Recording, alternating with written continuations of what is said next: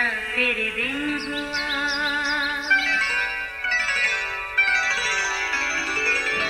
नया फिर दिन हुआ, पुरानी रात का करे सो शुक्र हम खुदा की जात का, खुदा की जात का नया फिर दिन हुआ।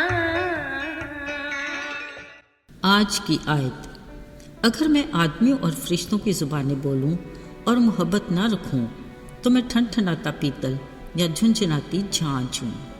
पहला कुरिन्थियों 13 बाब पहली आयत। अजीज़ों, साउल नामी शख्स अंजील मुक़द्दस का एक ऐसा किरदार है जो दमिश्क की राह पर खुदा के उस पर जलवागर होने के वाक़या की बदौलत अच्छे से जाना जाता है। साउल तुंद मिजाज और बेरहम तबीयत का मालिक था, जो एक नेक नाम रूह से भरे फरिश्ता सीरत स्तिफनस के संसार और कत्ल पर राजी था। यही साउल यीशु के शागिर्दों को डराने धमकाने की धुन में रहता, इतना बेरहम कि इबादत खानों में से मर्द और औरतों को बांध कर लाता और यरूशलेम में लाकर कैद में डाल देता था। ज़रा सोचें, आखिर कब तक खुदा अपने लोगों को सताने और अजियत देने वाले इस शख्स साउल को बर्दाश्त करता। एक दिन जब खुदावंद खुद दमिश्क की राह पर जाते साउल पर चलवागर हुआ तो इसी नूर ने उसकी दुनिया को ही बदल डाला। ना सिर्फ उसके दिल की आंखें खुल गईं, बल्कि वो खुदा की मोहब्बत से ऐसा भर गया कि मुआफ़ी की मुनादी करने लगा। अब तो वो साउल से पालूस बन गया, जिसे रसूल का दर्जा दिया गया।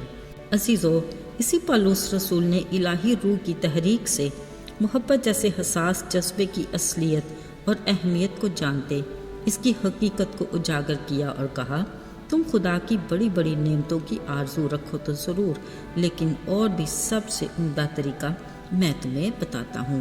पालूस रसूल ने अपने एक ख़त में लिखा, अगर मैं आदमियों और फरिश्तों की ज़ुबानें बोलूँ और मोहब्बत ना रखूँ तो मैं ठनठनाता पीतल और झुंझुनाती झांझ हूँ।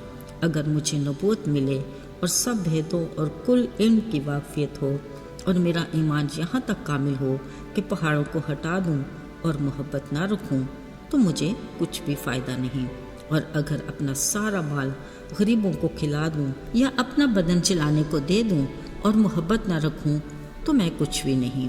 अजीज़ों, पालूस रसूल को मोहब्बत की असलियत और हकीकत का तब एहसास हुआ जब खुदा ने उस पर अपनी मोहब्बत की खूबी को ज़ाहिर किया।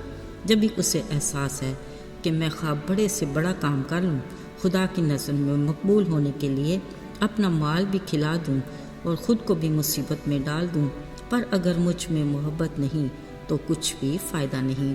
याद रहे, पालूस रसूल ने खुदा की इसी मोहब्बत को अपने दिल में बसा लिया और मसीह की इसी मोहब्बत का प्रचार करने के लिए उसने अपनी ज़िंदगी को वक्फ कर दिया और मरते दम तक इसी मोहब्बत में कायम रहा। अजीज़ों, खुदा ने अपनी इसी मोहब्बत की खूबी को हम पर भी ज़ाहिर किया। जब हम गुनाहगार गुनाह के दलदल में फंसे हुए थे, ना उम्मीदी और मायूसी के अंधेरों में पड़े हुए थे, उसने अपने इकलौते बेटे यीशु की जान का कुफारा देकर हमें हमारे असली दुश्मन इब्लीस के शिकंजे से छुड़ा लिया। दोबारा अपने से मिलाप करके हमें हमेशा की ज़िंदगी का वारिस बनाया। अजीज़ों, मोहब्बत का पैकर हमसे भी इसी मोहब्बत का प्रचार करने की तवक्को रखता है। उसने कहा, जैसी मैंने तुमसे मोहब्बत रखी तुम भी एक दूसरे से वैसी ही मोहब्बत रखो, तब ही लोग जानेंगे कि तुम मेरे शागिर्द हो। मतलब ये कि दूसरों से मोहब्बत का सलूक रखना, रवैया रखना खुदा से हमारे रिश्ते का सबूत है। अजीज़ों, आइए ज़रा कुछ पल के लिए सोचते हैं कि दूसरों से मोहब्बत के साथ पेश आकर क्या हम खुदा से अपने रिश्ते को साबित करने में कामयाब भी हैं कि नहीं। याद रहे, मोहब्बत और माफ़ी खालिक खुदा की वो खासियतें हैं जो उसने हमें भी अता की और अपने रूह को हमने बसाया, जिसका पहला फल ही मोहब्बत है। वो हमारी ज़िंदगी में इस फल को देखना चाहता है। बिलाशुबा मोहब्बत एक छोटा सा लफ्ज़ और हल्का और आसान सा एहसास है, मगर अमली तौर पर उतना ही दुश्वार है, जो वक्त और हालात के मुताबिक रिश्तों में भी अपने रूप बदलती रहती है।